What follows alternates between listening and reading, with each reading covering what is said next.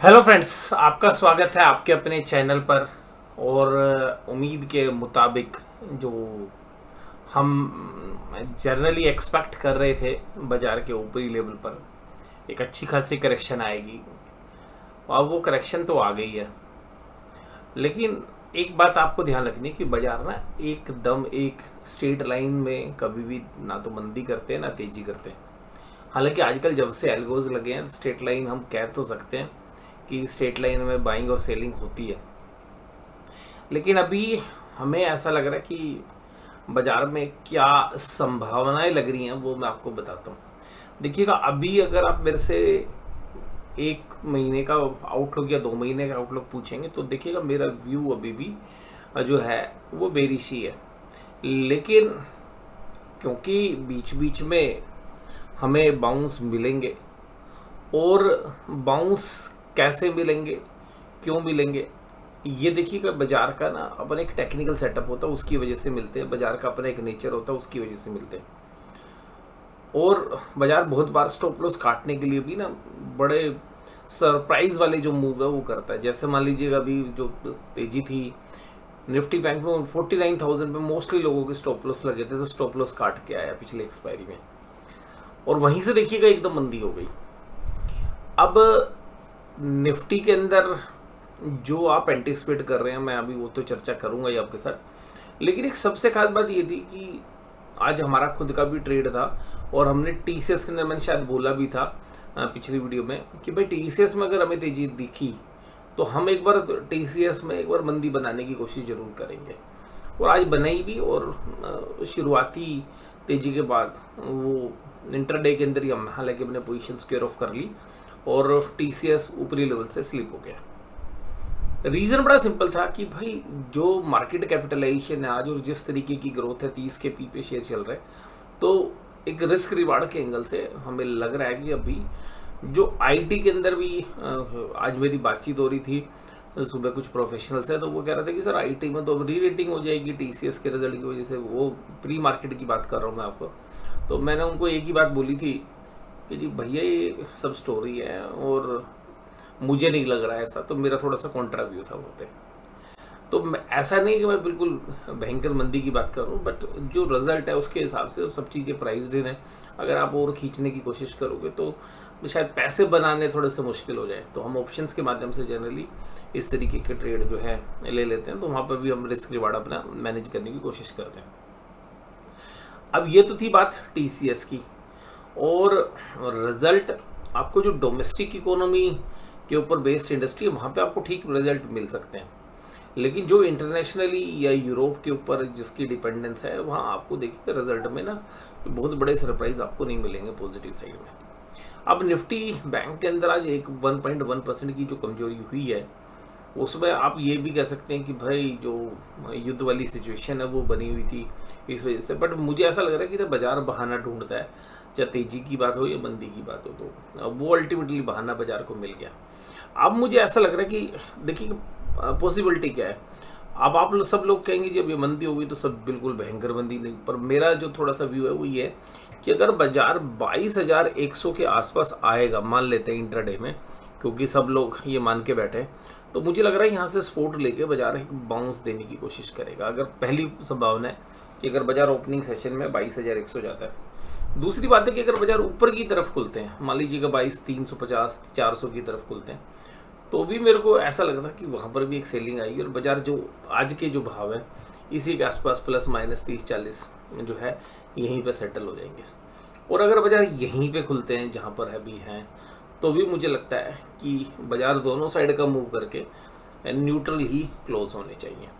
तो कुल मिलाकर हमें ऐसा लग रहा है कि अगर बाजार में मंदी भी होगी तो वहाँ से एक बाउंस आएगा। अब वो बाउंस बिल्कुल न्यूट्रल लेवल तक आ पाएगा या थोड़ा सा माइनस में रह जाएगा, ठीक है, ये थोड़ा सा डिफिकल्ट है। बट हमें लग रहा है कि जो तीसरे दिन की सेलिंग अगर निफ्टी में आती है तो जनरली ऐसे लेवल्स के ऊपर बाई जो इम्पोर्टेंट सपोर्ट लेवल है, तो 22,100 22,050 के जो लेवल्स हैं, ये एक ऐसे लेवल्स हैं जहां पर हमें लग रहा है कि एक बाइंग जो है एमर्ज होगी, और शायद ज़्यादा डाउन साइड ना आए। और कल फाइनेंशियल निफ्टी की भी एक्सपायरी है।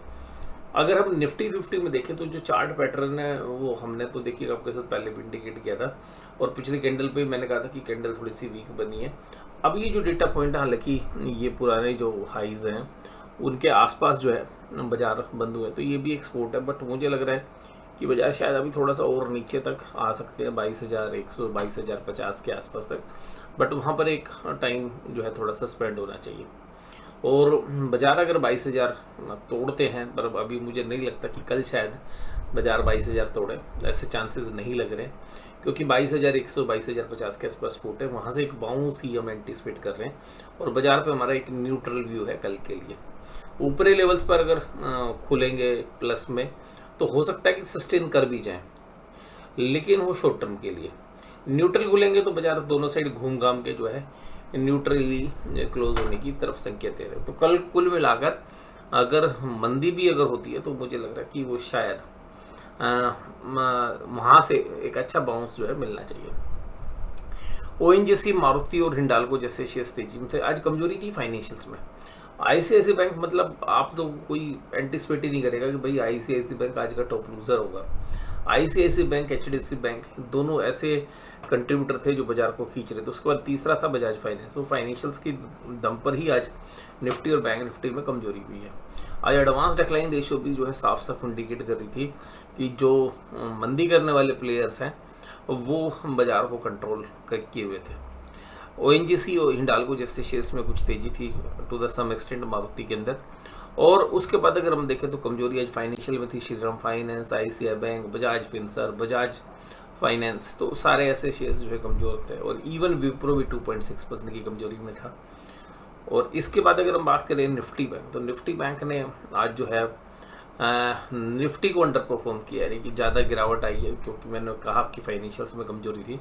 तो एक्चुअली बड़े प्लेयर्स की पोजीशंस बनी हुई थी, और वो अब यहाँ पे अगर हम देखें तो 48,000 अब के आसपास जो है अगर निफ्टी बैंक जाता है, तो 48,000 को पार करके क्लोज देना थोड़ा सा मुश्किल लग रहा है, क्योंकि वहाँ पे एक अच्छा खासा सप्लाई जोन आ सकता है, क्योंकि वहाँ पे कॉल राइटिंग भी बड़ी जबरदस्त हो रही है आज। दूसरी बात है कि अगर नीचे की तरफ देखें, अगर बाजार 47,500 और 300 के बीच में कहीं जाता है, तो वहाँ मुझे लगता है कि अगर 300 या 200 के आसपास गया, तो वहाँ से एक बार बेस लेकर 47,500 के ऊपर ही बाजार बंद होने चाहिए कल। और हम ये मान के चल रहे हैं निफ्टी हो या निफ्टी बैंक है, तो अगर सुबह एक डिप मिलती है तो शायद वहाँ से दोपहर तक एक रिकवरी आ जाए, हो सकता है मॉर्निंग सेशन में आ जाए, बट हमें उम्मीद कर रहे हैं दोपहर तक या एक्सपायरी के आसपास जब टाइम होता है 2:30-3 बजे के आसपास, तो उस समय तक शायद बाजार निचले लेवल से रिकवर कर ले अगर नीचे जाते हैं तो। और अगर बाजार 48,000, 48,100, 200 पे खुलते हैं, तो मुझे ऐसा लगता है कि शायद वो सस्टेन नहीं करेंगे, बाजार 48,000 के आसपास ही बंद होंगे या उसके नीचे बंद होंगे। अब अगर कैंडल की बात करें तो देखिएगा ये एरिया जिसमें आ गई कैंडल, तो ये एरिया था जहां पर निफ्टी बैंक को आना था। तो निफ्टी बैंक ने उस एरिया के अंदर अभी प्रस्थान कर लिया है। तो अभी जो रास्ते हैं वो 47,500 तक खुल रहे हैं, बट मैं इसमें भी कल के दिन जो है कोई बड़ी मंदी जो है एंटिसिपेट नहीं कर रहा हूँ। ये पक्का है कि अगर बाजार सुबह मॉर्निंग में नीचे की तरफ खुलते हैं, तो एक बाउंस की जो उम्मीद है वो काफ़ी ज़्यादा है। सारे बैंकिंग शेयर्स आज कमजोर थे। एचडीएफसी बैंक और आईसीआई बैंक जो है मेजर कंट्रीब्यूटर थे निफ्टी बैंक। तो मोस्टली सारे बैंक आज कमजोर थे। एफआईज ने 3268 करोड़ की जो है सेलिंग की, और मैंने कहा भी था पिछले परसों के सेशन में कि भाई बड़ी जबरदस्त सेलिंग कर गया, लेकिन आज डीआईज ने बड़ी दमदार तरीके से 4,700 करोड़ की बाइंग की। 1996 करोड़ की जो है एफआईज ने इंडेक्स फ्यूचर्स बेचे हैं। स्टॉक फ्यूचर्स, सॉरी आज के डेटा नहीं है, बट आज जो है इंडेक्स में तकरीबन 1,000 करोड़ के आसपास की जो है, मैं आपको एग्जैक्ट डेटा बता ही देता हूँ।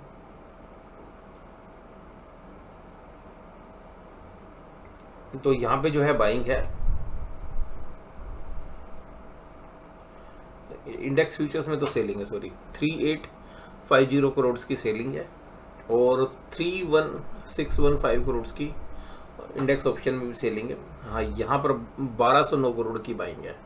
स्टॉक फ्यूचर्स कवर करके गए हैं, लेकिन अभी भी नेट पोजीशंस मंदी की ही प्ले करके गए हैं। तो ऐसा होगा कि अगर बाजार कल जाएंगे तो जो मंदी बनी है उसको एक बार शायद स्क्वेयर ऑफ करेंगे, जिसकी वजह से मुझे एक स्लाइटली पुल बैक लग रहा है। और रीज़न ये भी है कि पोर्टफोलियो रेशियो जो है निफ्टी की बहुत नीचे की तरफ आ गई है, 0.642, और बैंक निफ्टी की 0.55। तो जनरली ऐसी जब पुट कॉल रेशियोज आ जाती हैं तो बाजार एक बार संभलने की कोशिश करते हैं, तो एक पुल बैक जो है हम एंटिसिपेट कर सकते हैं अगर बाजार निचले लेवल पे जाते हैं। तो डाउ जोन्स इंडस्ट्रियल एवरेज देखिएगा अभी 168 पॉइंट की तेजी कर रहा है। हालांकि अभी ये सुबह जब यानी कि जब यूएस के हिसाब से जब सुबह खुले थे तो 330 पॉइंट से ज़्यादा की तेजी जो है इस इंडेक्स के अंदर थी, तो ज़्यादातर तेजी गवा चुका है।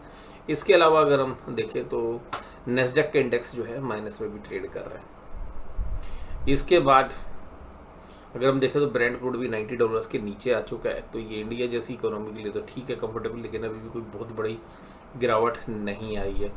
ऑप्शन चेन के डेटा में भी देखें तो 22,300 पे एक स्लाइटली कॉल राइटिंग है, तो कोई बहुत बड़ी कॉल राइटिंग अगर आपको देखने के लिए मिलेगी तो 22,400 पे मिलेगी। और पुट राइटिंग अगर हम देखने की कोशिश करें तो 22,300 के आसपास है। तो ये जो डेटा है ये भी न्यूट्रल है।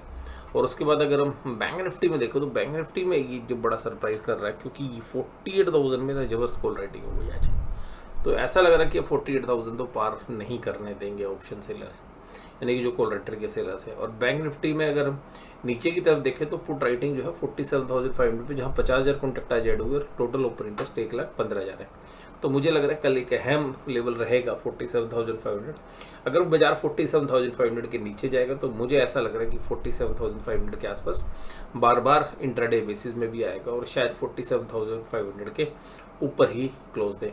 अगर बाजार 48,000 में अगर हम देखें तो कॉल राइटर को ट्रैप शायद ना कर पाए, क्योंकि 48,100 और 200 में भी जबरदस्त कॉल राइटिंग हो रखी है। तो ऐसी परिस्थिति में अगर 48,100 200 के आसपास बाजार आता है तो एग्रेसिवली जो है सेलिंग जो है बड़े प्लेयर्स कर देंगे और वो कोशिश करेंगे कि 48,000 के नीचे ही बाजार को धकेल दिया जाए। तो मुझे लग रहा है कि अगर ऊपरी लेवल पर बाजार खुलते तो भी नहीं टिकेंगे, अगर बाजार बहुत नीचे चले जाते हैं 47,500 के तो नीचे भी नहीं टिकेंगे, वहाँ से भी एक बाउंस हम एंटिसिपेट करें। तो कल एक वोलेटाइल सेशन के लिए आप तैयार रहिए और कल डायरेक्शनल मूव शायद आपको देखने के लिए ना मिले, दोनों साइड बाजार जो है मूव करता हुआ नजर आए। और इसी तरीके से जो हमारा व्यू है, लेकिन फिर भी कोई आप ट्रेड लें तो अपने फाइनेंशियल एडवाइस सलाह लें, उसके बाद ही जो है ट्रेड ले या निवेश करने हैं तो निवेश का जो भी फैसला लें। तो ये जो भी राय मैंने आपके साथ शेयर की है इसको केवल और केवल आप एजुकेशन पर्पज़ के लिए ही यूज़ करें। तो वीडियो देखने के लिए धन्यवाद। Thank you very much.